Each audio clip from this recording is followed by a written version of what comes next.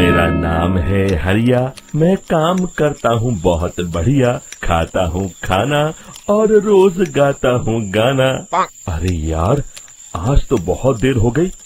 इस खतरनाक जंगल को देखकर तो मेरे हाथ पैर ठंडे हो गए हैं। अगर मैं वक्त पर गांव नहीं पहुंचा तो मालिक बहुत नाराज हो जाएंगे। तभी हरिया को एक आवाज सुनाई देती है। सुनिए हरु जी। अरे, ये आवाज किसने दी?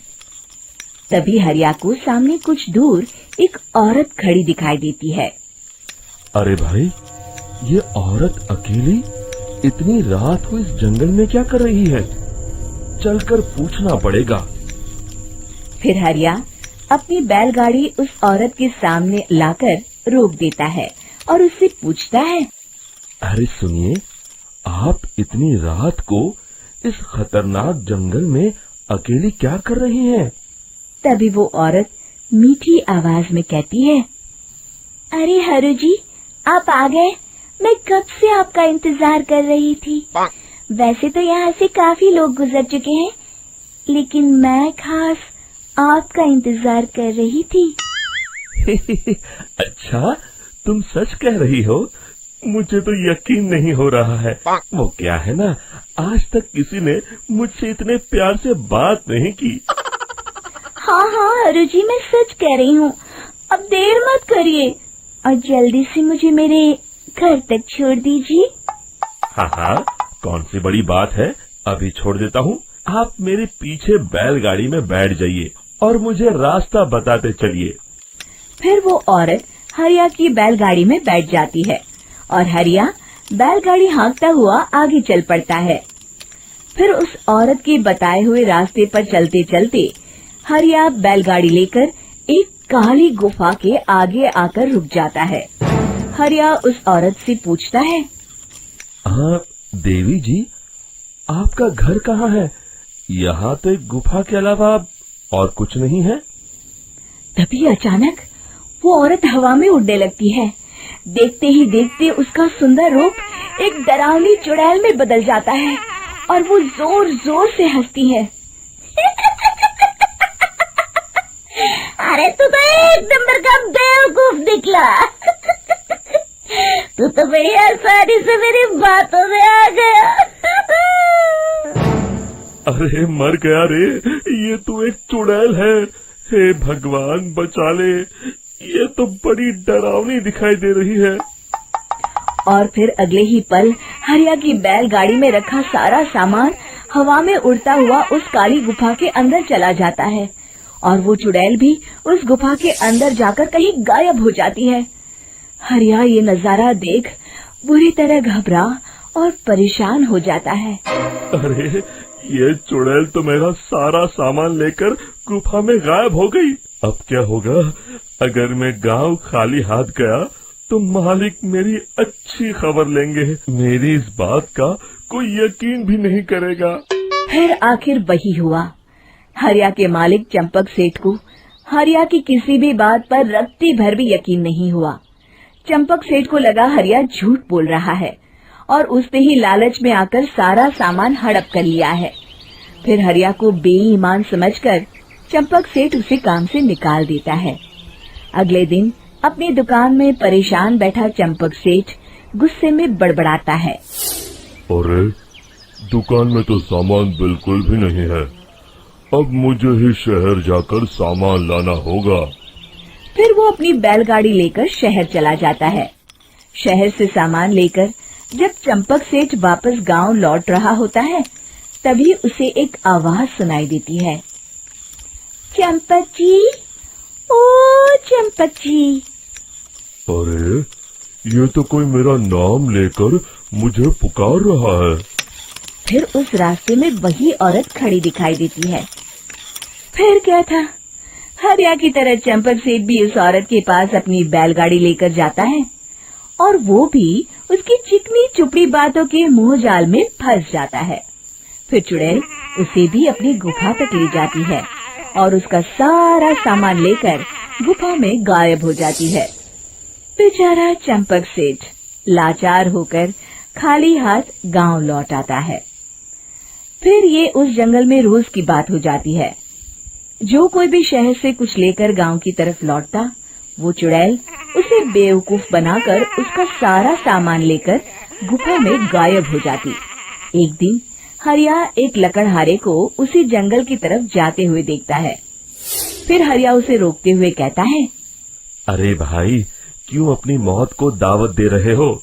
मेरी बात मानो, आगे जंगल में मत जाओ, वहाँ एक बड़ी भयानक चुड़ैल रहती है।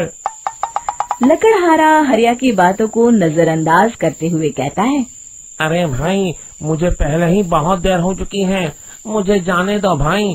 शाम तक लकड़ियाँ काट कर शहर के बाजार में बेचना है। तुम अपनी ये कहानी किसी फुर्सत में बैठे इंसान को सुनाओ, मैं तो चला। इतना कहकर लकड़हारा वहाँ से आगे जंगल की तरफ चला जाता है। फिर अगले दिन गांव के मुखिया के घर के बाहर बहुत सारे लोग जमा हो जाते हैं।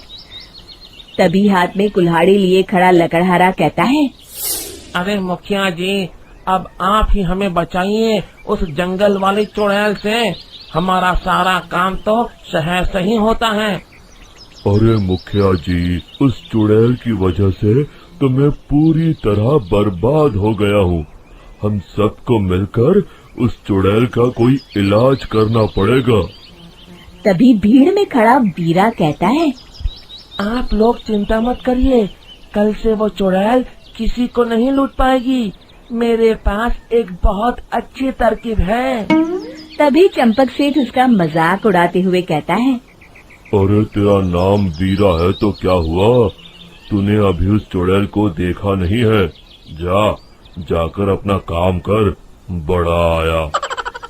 तब मुखिया जी कहते हैं, नहीं चंपक सेठ, मुझे लगता है हमें इस लड़के को एक मौका देना चाहिए। फिर सभी गांव वाले मुखिया जी की बातों से सहमत हो जाते हैं और वीरा शाम को एक बैलगाड़ी में कुछ सामान लादकर उस जंगल की ओर चल देता है। वीरा, ओ वीरा, कहाँ जा रहा है? तभी वीरा मुड़ के देखता है, वही चुड़ैल एक औरत के रूप में खड़ी है। अरे बहन जी, मैं आपको ही ढूंढ रहा था। देखिए, मैं आपके लिए क्या लाया हूँ। हैं? अरे वाह, तो खुद मेरे लिए इतना सामान लाया है। तू ही अकेला गांव में समझदार है। जरा देखो, मैं भी खोल के, बड़े भूख लगी है। जैसे ही चुड़ैल उस सामान पर से कपड़ा हटाती है, एक भगवान शिव की तेज रोशनी उसके अंदर मूर्ति से निकलती है और चुड़ैल अपने असली रूप में आकर जलने लगती है। अरे मैं जल रही हूँ, बचाओ! बचाओ! ओम नमः शिवाय, मर गई मैं! देखते ही देखते वो चुड़ैल राख के साथ उड़ जाती है और सभी गांव वाले भी वहां जाते हैं। शिक्षा बुराई पे सदा अच्छाई की ही जीत होती है। मेरा नाम है हरिया, मैं काम करता हूँ बहुत बढ़िया, खाता हूँ खाना और रोज गाता हूँ गाना। अरे यार, आज तो बहुत देर हो गई। इस खतरनाक जंगल को देखकर तो मेरे हाथ पैर ठंडे हो गए हैं। अगर मैं वक्त पर गांव नहीं पहुंचा तो मालिक बहुत नाराज हो जाएंगे। तभी हरिया को एक आवाज सुनाई देती है। सुनिए हरु जी। अरे, ये आवाज किसने दी? तभी हरिया को सामने कुछ दूर एक औरत खड़ी दिखाई देती है। अरे भाई, ये औरत अकेली इतनी रात को इस जंगल में क्या कर रही है? चलकर पूछना पड़ेगा। फिर हरिया अपनी बैलगाड़ी उस औरत के सामने लाकर रोक देता है और उससे पूछता है, अरे सुनिए, आप इतनी रात को इस खतरनाक जंगल में अकेली क्या कर रही हैं? तभी वो औरत मीठी आवाज में कहती है, अरे हरु जी, आप आ गए। मैं कब से आपका इंतजार कर रही थी। वैसे तो यहाँ से काफी लोग गुजर चुके हैं, लेकिन मैं खास आपका इंतजार कर रही थी। अच्छा, तुम सच कह रही हो? मुझे तो यकीन नहीं हो रहा है। वो क्या है ना, आज तक किसी ने मुझसे इतने प्यार से बात नहीं की। हाँ हाँ अरु जी, मैं सच कह रही हूँ। अब देर मत करिए और जल्दी से मुझे मेरे घर तक छोड़ दीजिए। हाँ हाँ, कौन सी बड़ी बात है, अभी छोड़ देता हूँ। आप मेरे पीछे बैलगाड़ी में बैठ जाइए और मुझे रास्ता बताते चलिए। फिर वो औरत हरिया की बैलगाड़ी में बैठ जाती है और हरिया बैलगाड़ी हाँकता हुआ आगे चल पड़ता है। फिर उस औरत के बताए हुए रास्ते पर चलते चलते हरिया बैलगाड़ी लेकर एक काली गुफा के आगे आकर रुक जाता है। हरिया उस औरत से पूछता है, हाँ देवी जी, आपका घर कहाँ है? यहाँ तो एक गुफा के अलावा और कुछ नहीं है। तभी अचानक वो औरत हवा में उड़ने लगती है। देखते ही देखते उसका सुंदर रूप एक डरावनी चुड़ैल में बदल जाता है और वो जोर जोर से हंसती है। अरे तू तो एक नंबर का बेवकूफ निकला। तू तो बड़ी आसानी से मेरी बातों में आ गया। अरे मर गया रे, ये तो एक चुड़ैल है। हे भगवान बचा ले, ये तो बड़ी डरावनी दिखाई दे रही है। और फिर अगले ही पल हरिया की बैलगाड़ी में रखा सारा सामान हवा में उड़ता हुआ उस काली गुफा के अंदर चला जाता है और वो चुड़ैल भी उस गुफा के अंदर जाकर कहीं गायब हो जाती है। हरिया ये नजारा देख बुरी तरह घबरा और परेशान हो जाता है। अरे ये चुड़ैल तो मेरा सारा सामान लेकर गुफा में गायब हो गई। अब क्या होगा? अगर मैं गांव खाली हाथ गया तो मालिक मेरी अच्छी खबर लेंगे। मेरी इस बात का कोई यकीन भी नहीं करेगा। फिर आखिर वही हुआ। हरिया के मालिक चंपक सेठ को हरिया की किसी भी बात पर रत्ती भर भी यकीन नहीं हुआ। चंपक सेठ को लगा हरिया झूठ बोल रहा है और उसने ही लालच में आकर सारा सामान हड़प कर लिया है। फिर हरिया को बेईमान समझकर चंपक सेठ उसे काम से निकाल देता है।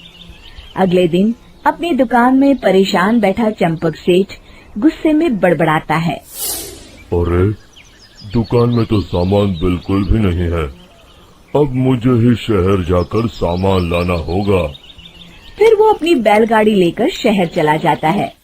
शहर से सामान लेकर जब चंपक सेठ वापस गांव लौट रहा होता है, तभी उसे एक आवाज सुनाई देती है, चंपक जी, ओ चंपक जी। अरे ये तो कोई मेरा नाम लेकर मुझे पुकार रहा है। फिर उस रास्ते में वही औरत खड़ी दिखाई देती है। फिर क्या था, हरिया की तरह चंपक सेठ भी उस औरत के पास अपनी बैलगाड़ी लेकर जाता है और वो भी उसकी चिकनी चुपड़ी बातों के मुंह जाल में फंस जाता है। फिर चुड़ैल उसे भी अपनी गुफा तक ले जाती है और उसका सारा सामान लेकर गुफा में गायब हो जाती है। बेचारा चंपक सेठ लाचार होकर खाली हाथ गांव लौट आता है। फिर ये उस जंगल में रोज की बात हो जाती है। जो कोई भी शहर से कुछ लेकर गांव की तरफ लौटता, वो चुड़ैल उसे बेवकूफ बनाकर उसका सारा सामान लेकर गुफा में गायब हो जाती। एक दिन हरिया एक लकड़हारे को उसी जंगल की तरफ जाते हुए देखता है। फिर हरिया उसे रोकते हुए कहता है, अरे भाई, क्यों अपनी मौत को दावत दे रहे हो? मेरी बात मानो, आगे जंगल में मत जाओ। वहाँ एक बड़ी भयानक चुड़ैल रहती है।